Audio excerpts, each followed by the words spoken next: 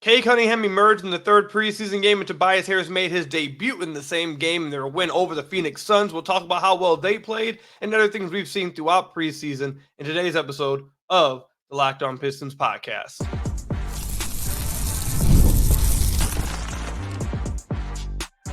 You are Locked On Pistons, your daily Detroit Pistons podcast, part of the Locked On Podcast Network, your team every day.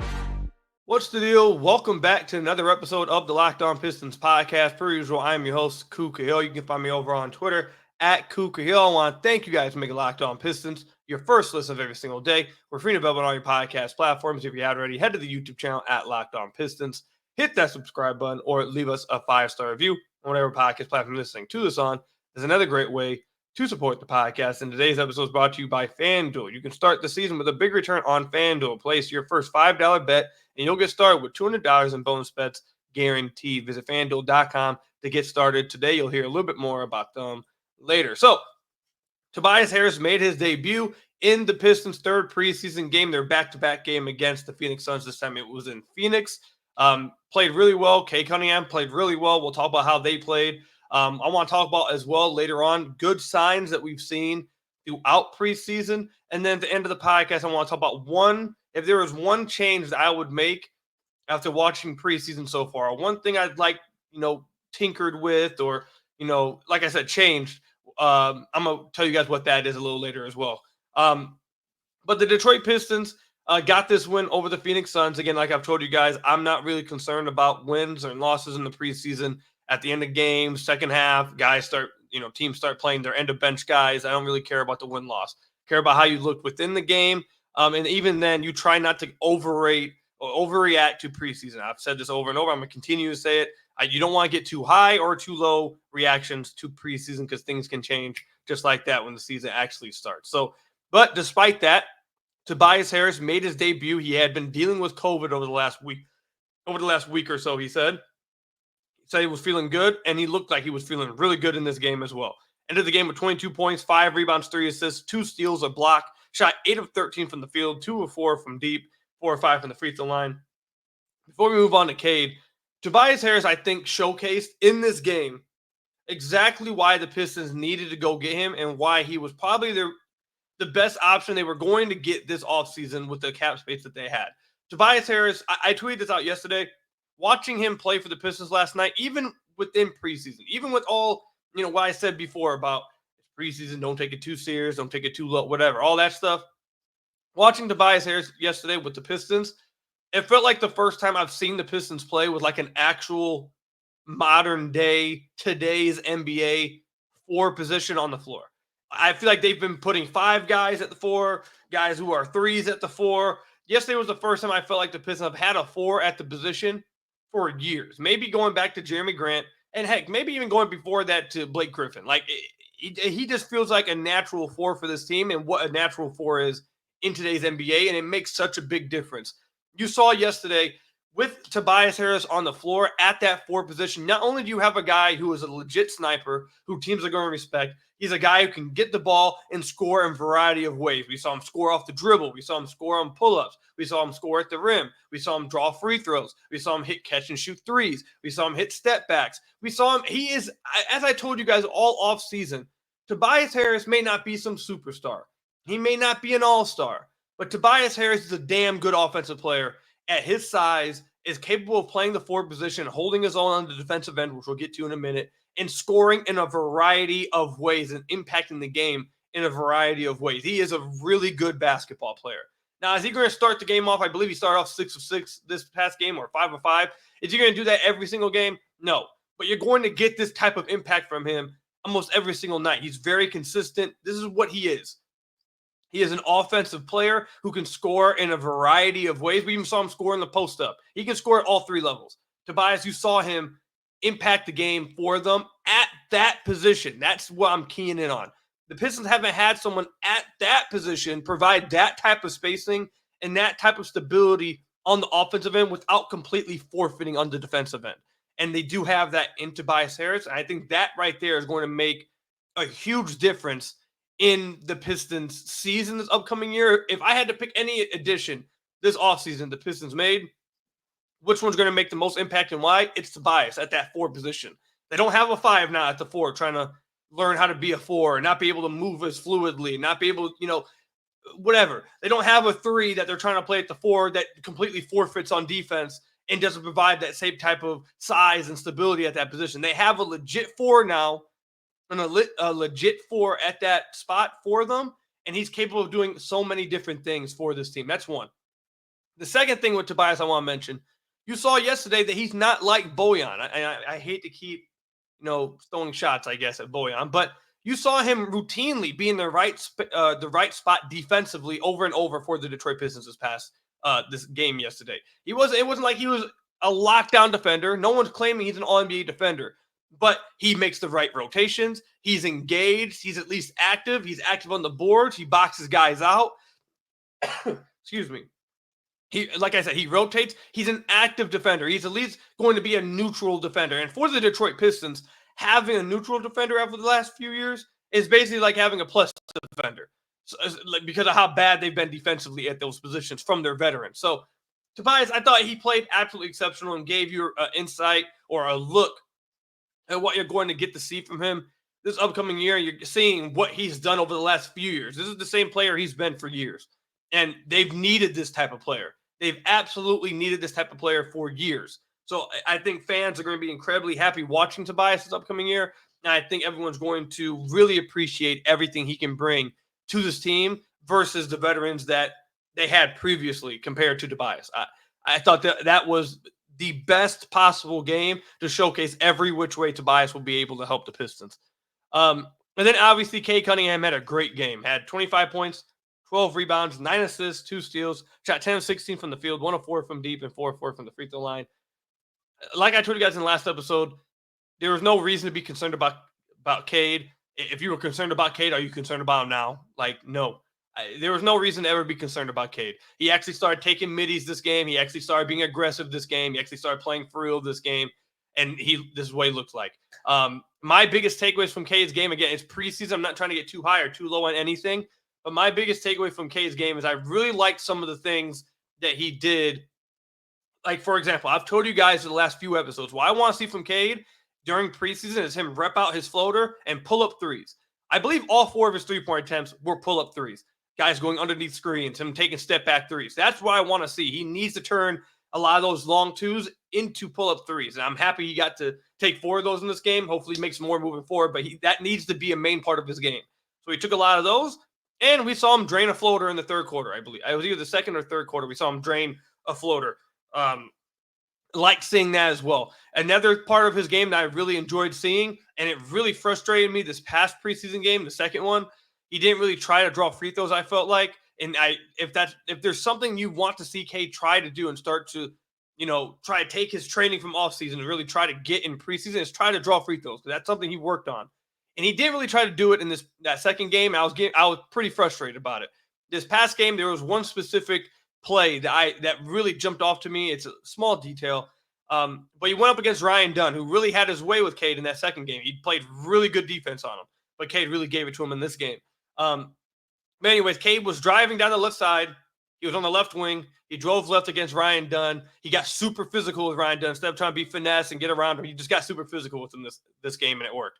But either way, he got super physical with him on the drive to the rim, span against him, and instead of keeping the ball close to his chest, and I feel like in previous years, he keeps the ball close to his chest and trying forcing up a tough shot. Something he has to do. It's what all the great players who draw free throws do. It's something that I see. I'm not even going to lie to you. I see high schoolers being taught this from my old basketball coach. Like, people are being taught this, especially like the great high school players. Maybe not like, random high school players, but like the great ones are being told already at this young of an age. You need to show the basketball, extend your arms. You need to show the basketball and lift up, rip through. You need to be ripping through on drives like this. What that does is you're showing the ball and you're baiting defenders into wanting to swipe down. As soon as they swipe down, you swipe up. And now you get a foul. They're hitting your arms. You're getting a foul every single time. You see Brunson do it nonstop. You see James Harden do it nonstop. SGA do it nonstop. Tatum do it nonstop. All the stars have perfected the rip through. You extend the ball, you show the ball, and you rip up. You rip through. And you get foul calls that way. And he did that on this one possession against Ryan Dunn. He spanned, showed the ball, ripped up, swipe down, got free throws. That's an easy way Cade can get free throws this upcoming year. Show the ball and rip. Just rip through. Perfect the rip through, and you'll get free throw attempts. So those are like small details I'm watching for with Cade. I don't really care as much. Like, it was fun watching. I talked a little trash on Twitter from Cade having such a great game. But as I've said all along, I don't really care about the overall box score for preseason. I want to see you work on stuff that you've worked on all offseason. I want to see you try to do it in game time. I want to see stuff that hopefully translates to improvements for this upcoming season. That's why I'm paying attention to the small details. Is he doing rip-throughs? Is he using floaters? Is he taking pull-up threes? Is he doing stuff like that he didn't do this past year that he can add to this upcoming year? So those are 3 details. En route to having a fantastic game, those are 3 small details I really liked seeing from Cade, and I hope you see a lot of this upcoming year, because if he does it, I think that will translate to a really successful season for Cade Cunningham. So let me know in the comment section down below or over on Twitter at KukaHill. How you guys feel about Cade and Tobias Harris's game? Again, let me know in the comment section down below or over on Twitter at KukaHill. When we come back, look, it is preseason, okay? And I've watched Josh Smith hit a game-winning 3 in preseason and then go on to be cut. I've seen he used to not be named last year, look good in preseason and get cut midseason. I've seen it over and over again. So you don't want to get too crazy off of preseason. However, I would be absolutely lying if I said there haven't been good signs to see during preseason. I'm going to tell you guys what those good signs are coming up. I'm a procrastinator. I wait to the last second with everything I do, especially when it comes to buying tickets. I don't know why I do it. I just do. And when I go to try to buy tickets to a theater event, a sporting event, a concert, I always wait till the last second, and it often gets me a bad ticket or a bad price or a bad seat. And it really frustrates me. But with Game Time, you are absolutely safe. Not only do you get great deals all the way up to the last minute, they have last minute deals all the way up to the last minute. And sometimes even after the event starts, you also get view from your seat within the app before you purchase your ticket. So no more getting the ticket, showing up.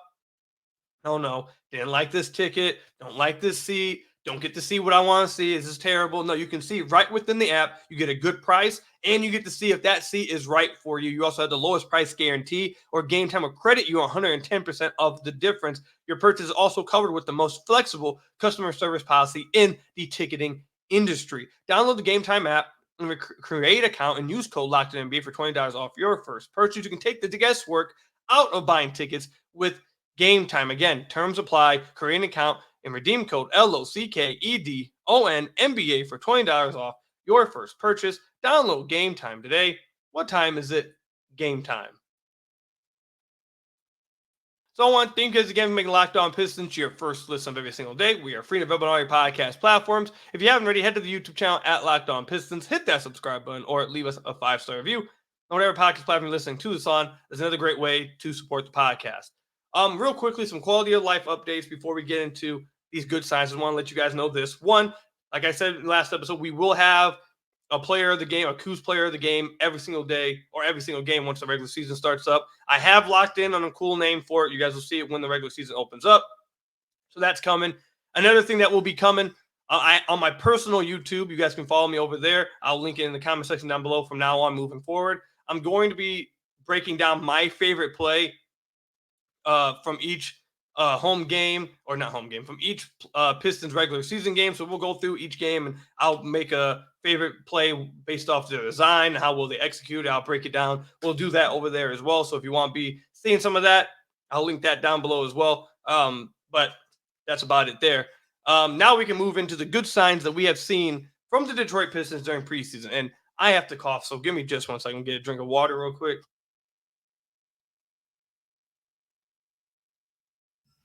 Sorry about that. I don't know what kind of sickness I got, bro. I know a lot of you guys have said, "Cool, you got COVID, man. You need to go." No, I've tested already. I don't know what it is. I'm still like coughing. I don't get it. Anyways, it is preseason. It's only been 3 games of preseason, and as I've said multiple times, you don't want to take preseason too serious. However, for a team like the Pistons, who went through the season that they had this past year, who went through the worst season in Pistons history this past year, it is hard to not watch during preseason and even during just the first half. where like everyone's playing all their guys. And even in the third quarter, when some guys on the other team maybe aren't even playing, they're sitting some of their guys. Even during those times, it is extremely hard to not feel like you are seeing good changes and good signs, what preseason or not. And here are a few of the ones that are really jumping out to me. The first one is obviously, I think it's everyone's biggest takeaway so far, is Jaden Ivey. Jaden Ivey has looked really good through 3 preseason games. And I really want to give credit to 2 people or 3 people, because obviously the first person is Jaden Ivey for working hard and looking like he's getting better. We'll see if it actually happens in regular season. Again, I want to wait for then, but he's looked really good, so give him credit for that if it translates. But there's 2 people I really want to shout out here. First one is Fred Vinson. Jaden Ivey's jump shot looks way more compact, way more fluid, looks way more repeatable, and looks the same every single time he shoots it. He's not flying all over the place. Even on his pull-up jumper, remember over the last few years, we've talked about how in his rookie season, as it went on, it started to look more compact, where earlier in the season, it almost was like he was parallel with the ground because he's fading so much, even on like not even on like fadeaway pull-ups. He was like moving his body too much. And then as the rookie season went on, looked more compact. This past year, not so much. It looked a lot more off balance like it did at the beginning of his rookie year. So far through preseason, everything looks compact. He looks like he's under control with every shot he's taking. I don't know if that has to do with some of the strength he's added. I don't know if he's worked on, obviously it looks like he may have worked on his balance as well during the offseason, but a lot of it has to do with what I believe Fred Vinson's work on really making his shot more compact and repeatable every time he shoots. So that's one person I want to shout out. And the next person so far, hopefully continues into the regular season where games actually matter, but JB Bickerstaff. The way he is staggering Cade, it's not just staggering Cade and Ivey, but the way in which he's doing it, I think has been extremely successful and will be extremely successful moving into in the future. I'll go ahead and say it now. I didn't think Jaden Ivey would start this upcoming year. I thought that he would come off the bench as a backup point guard. It looks pretty clear at this point that he will start. I will say that if Asar Thompson was fully healthy, I think maybe we might have been dealing with a different story, but it is what it is. Looks like Jaden Ivey is clearly going to be starting, and if he's going to play this way, he should. Either way, the point is, looks like I'm going to be wrong in that department. I'll admit that. Excuse me.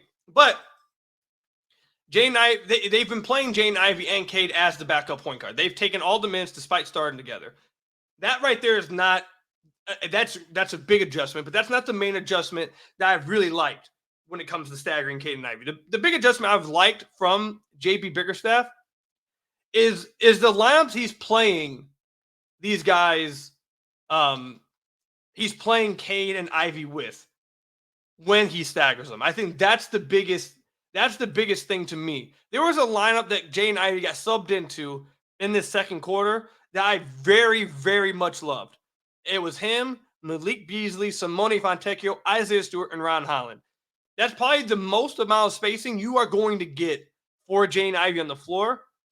You have a spacing 5 for him in Isaiah Stewart. You have spacers in Simone Fontecchio and Malik Beasley. You're allowing him to run the unit. And again, like I said, he has nonstop space around him to really do what he likes to do. So I think that's really good for Jaden Ivey, and it's a really good adjustment by JB Bickerstaff. And then when Jaden Ivey comes out, you got Cade Cunningham coming into a lineup that features Tim Hardaway Jr., Tobias Harris, Jalen Duren, and Simone Fontecchio. So like he's doing a great job of keeping guys when he staggers Cade and Ivey, keeping spacing with them. When they're on the floor, he's keeping spacing with them. Now, there was a moment in the game where he did have Cade out there with both Jalen Duren and Ron Holland. I don't think that's something that you're probably going to see if Asar Thompson was healthy and was ready to play. But if he's not going to be healthy, I think you probably want to avoid that as much as possible. That's just something I would do. But outside of that, that's a minor thing. Outside of that, I really enjoy how he's staggering Ivey with Cade and the lamps he's giving Ivey to work with. He's putting him in the best position to succeed. And then when he's on the floor with Cade, he's not just this kind of goes on Ivey, but also as well, it's being emphasized by the head coach where he's really cutting into gaps really well. He's attacking defenses off ball really well. He's finding ways to really play off of Cade, rather than kind of last year when it felt like it was your turn, my turn. Oh, if I don't got the ball, I'm kind of just spacing up. And now you have fans saying, oh, Ivy needs the ball more. No, they need to play off of each other. He needs to play off of Ivy. And it seemed like a little bit maybe of an Ivy issue this past year, but maybe it was more of a Monty issue. This year, so far through preseason, it really looks emphasized to really play off of Cade well. And he's doing that extremely well in the half court. Again, like I said, attacking gaps, catch it as soon as he's catching the ball, either catching, shooting, attacking off the closeout, or keeping the ball moving. He's playing probably the best, I would say, off of Cade within the half court I've seen through his 3 years. Now, again, it is preseason. We'll see if it translates to the real games. Hopefully it does. But it's tough to not watch that and say that's a good sign. It's just tough to do it, whether it's preseason or not. He looks like he's playing better off of Cade, and it looks like Cade is playing better off of Ivy as well. There's an adjustment on both sides to make the tandem have to work. And Cade, something he has to do is allow them to play faster. Cade likes to play slow. He likes to play at his own tempo, and he likes to get the offense settled. However, when you have Ivy on the floor, you have to allow him to be Ivy as well. You have to have a balance there. And something that is a very simple fix to that is kick-ahead passes off of a miss or kick-ahead passes off of a make. And you saw Cade this past game kick ahead to Ivy numerous times, especially that one full-court pass for a dunk to Ivy. I thought that was a tremendous pass from Cade. But that's Cade adjusting to playing with Ivy, allowing Ivy to use his speed, use his athleticism, attack defenses that aren't all the way set, playing a little bit faster and allowing Ivy to attack that. Not only does Ivy need to play better off of Cade in the half court, I feel like Cade has to learn how to play a little better off of Ivy in like transition opportunities or playing a little faster off of a make, off of a miss, kicking it ahead, like that kind of thing. It's a balance act from both players.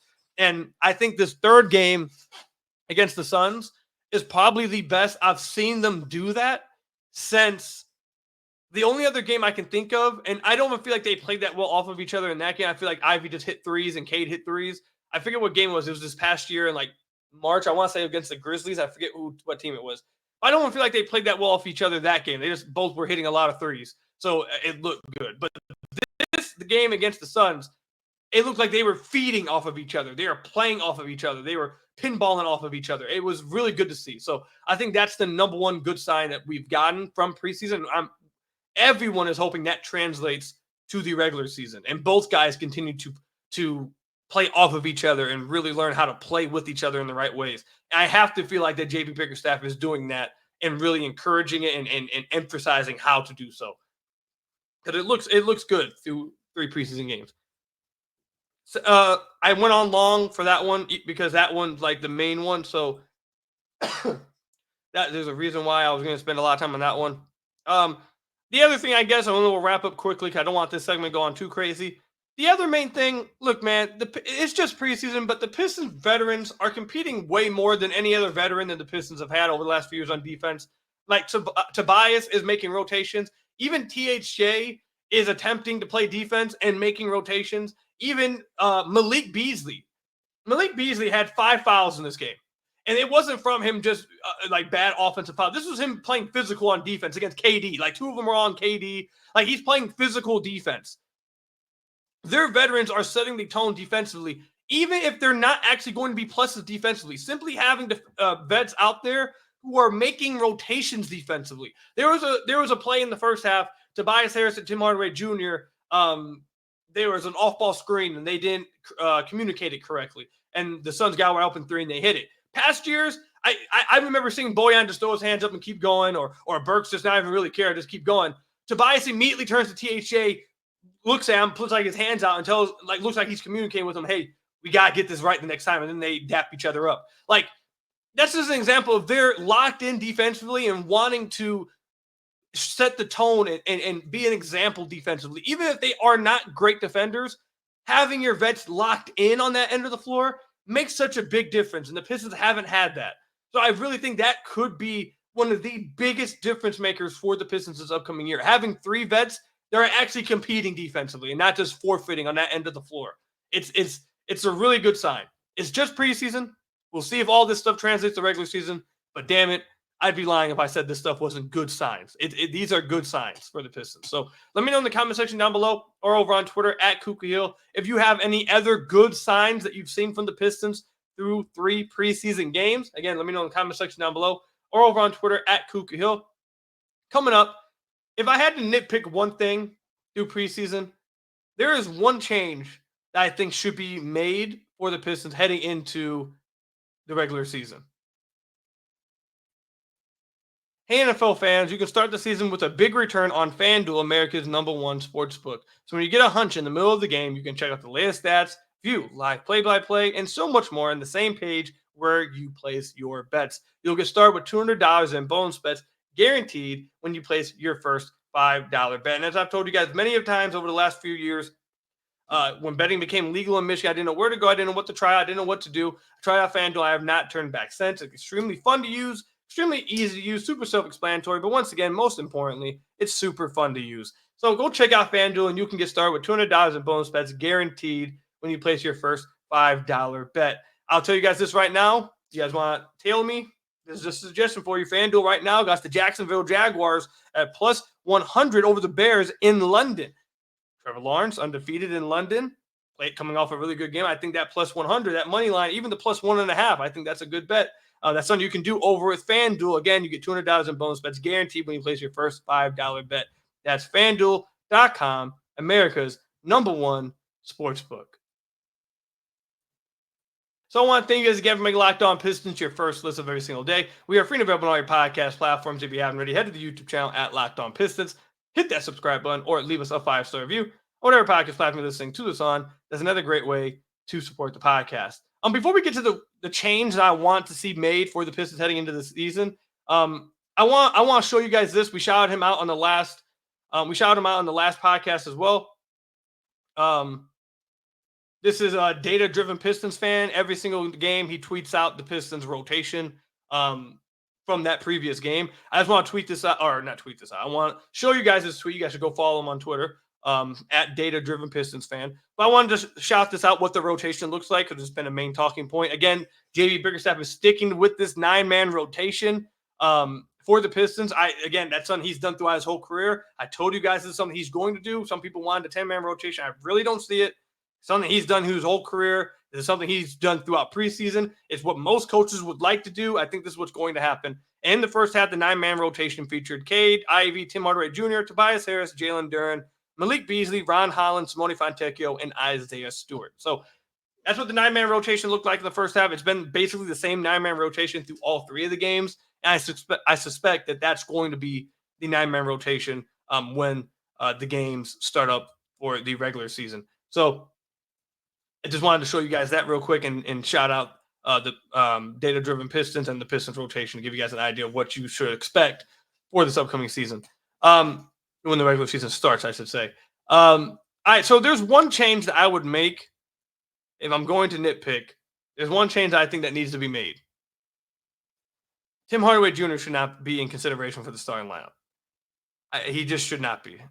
Now, look, I know I've said 2 things can be true at once.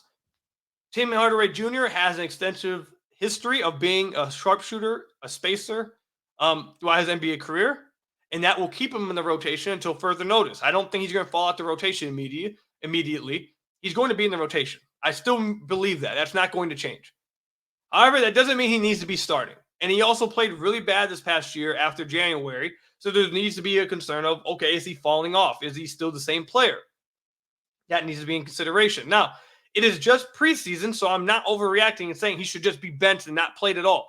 I've said over and over the last few podcasts, Tim Hardaway Jr. should be part of the rotation. They need his spacing. They need his shooting, and he has a long career of doing so. I'm not going to overreact to 3 preseason games.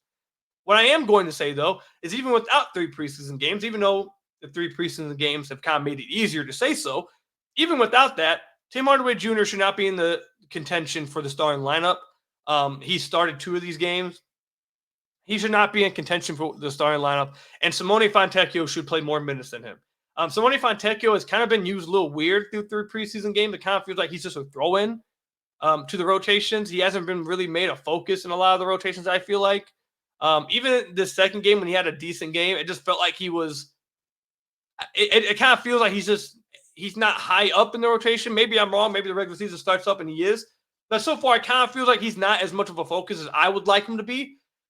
And again, I've said this all off season. If it was me, I'm starting Simone Fontecchio. So I would start, if this is the way they want to go, I'd go Cade, Ivey, Simone Fontecchio, Tobias, and Jalen Duren. I think that's what I would rock with. But even outside that, I think the next best option absolutely needs to be Malik Beasley instead of Tim Hardaway Jr. And just run Cade, Ivey, Beasley, Harris, and Duren. I understand the concerns with that being a little too small, but that's why I would start Simone Fontecchio. So that's the change I would make. I'd give Simone Fontecchio more of Tim Hardaway Jr.'s minutes. Again, it is preseason. Maybe he could be just testing stuff out. And we'll see in the regular season if that completely changes. Certainly possible. Certainly within the realm of possibility, that's what it is. But I think Tim Hardaway Jr. is playing a little bit too much through preseason. And I hope that because of him starting in a few of these preseason games, I hope that doesn't mean he's in contention to start at that 3 spot. Because I just don't – he should be in the rotation. He should be getting minutes. They need his shooting. But I don't think he should be starting. I don't think he should be getting more minutes than Simone Fontecchio either. And Malik Beasley. I don't think he should be getting more minutes than either of those guys. So that's the one nitpick and one thing I would say about that. But that's all I've got for you guys today. Let me know in the comment section down below or over on Twitter at Kuka Hill. How do you feel about the Detroit Pistons through 3 preseason games? What's your biggest takeaways? What are some good signs, maybe some bad signs you have? Let me know all your thoughts, comment section down below or over on Twitter at Kuka Hill. That's all I've got for you guys today. Thank you guys for making Locked On Pistons your first list of every single day. We're free and available on all your podcast platforms. Hit that subscribe button to the YouTube channel. Leave us a 5-star review, whatever podcast platform you're listening to this on. And until next time, I'll see you guys later. Stay safe out there. Until next time, peace out.